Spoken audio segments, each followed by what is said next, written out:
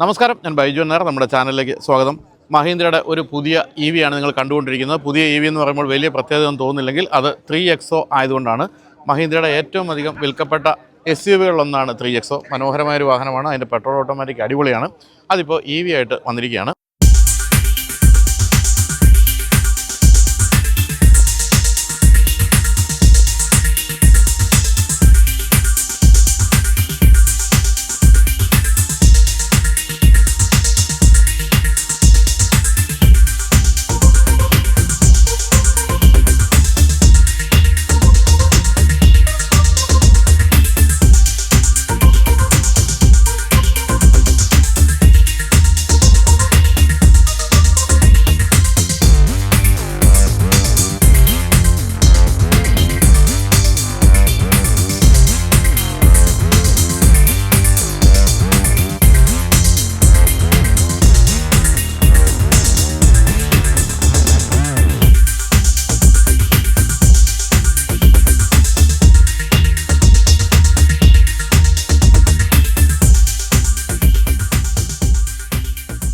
വളരെ കുറഞ്ഞ കാലം കൊണ്ട് തന്നെ വിപണി പിടിച്ച 3XOയുടെ EV കൊണ്ടുവരുന്നതിലൂടെ മഹീന്ദ്ര എന്താണ് ഉദ്ദേശിക്കുന്നത് ചോദിക്കുകയാണെങ്കിൽ ഏറ്റവും ചെറിയ സെഗ്മെൻറ്റ്, അതായത് ടിയാഗോ EV അല്ലെങ്കിൽ കോമറ്റ് തുടങ്ങിയ വാഹനങ്ങളുമായിട്ടൊന്ന് കോമ്പീറ്റ് ചെയ്യുക എന്നുള്ളതായിരിക്കും. എന്തായാലും ഈ വാഹനത്തിൻ്റെ വില പ്രഖ്യാപിച്ചിട്ടുണ്ട്. അത് 13 ലക്ഷം രൂപയോളമാണ്. എന്ന് പറയുമ്പോൾ 15 ലക്ഷം രൂപയിൽ താഴെ ഒരു EV അതാണ് മഹീന്ദ്രയിൽ നിന്ന് ഇപ്പോൾ വന്നിരിക്കുന്നത്.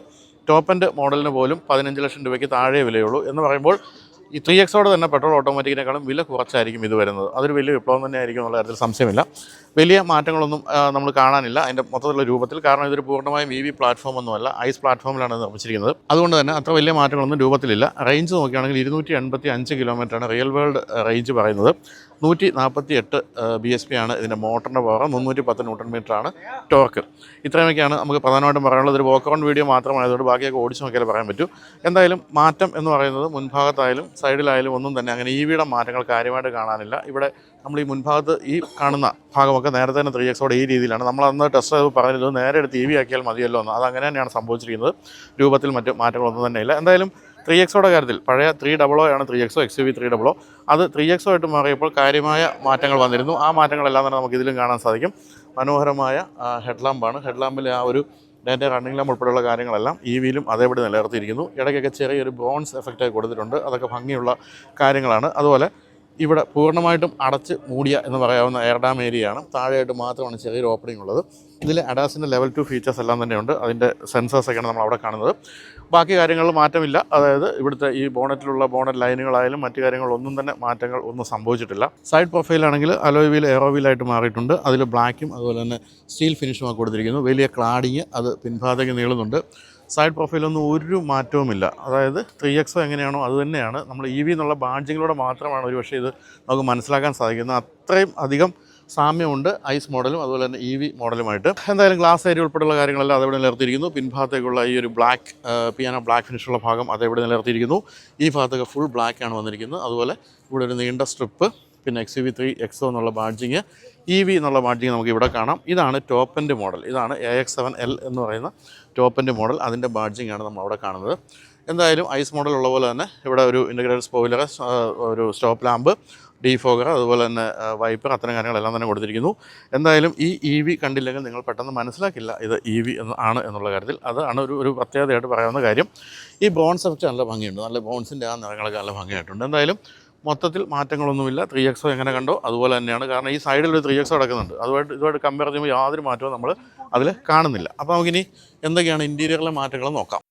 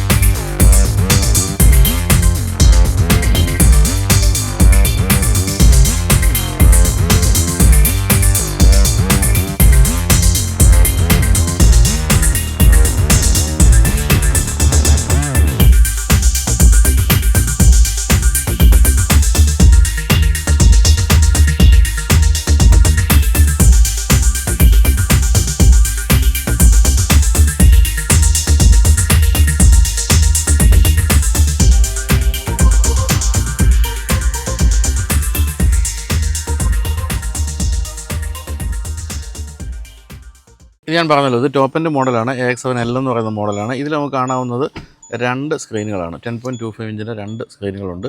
അത് ഇൻഫർടൈൻമെൻറ്റിൻ്റെയും അതുപോലെ തന്നെ ഈ ഒരു മീറ്റർ കൺസോളുള്ള സ്ക്രീനും, ഇത് രണ്ടും 10.25 ഇഞ്ചാണ്.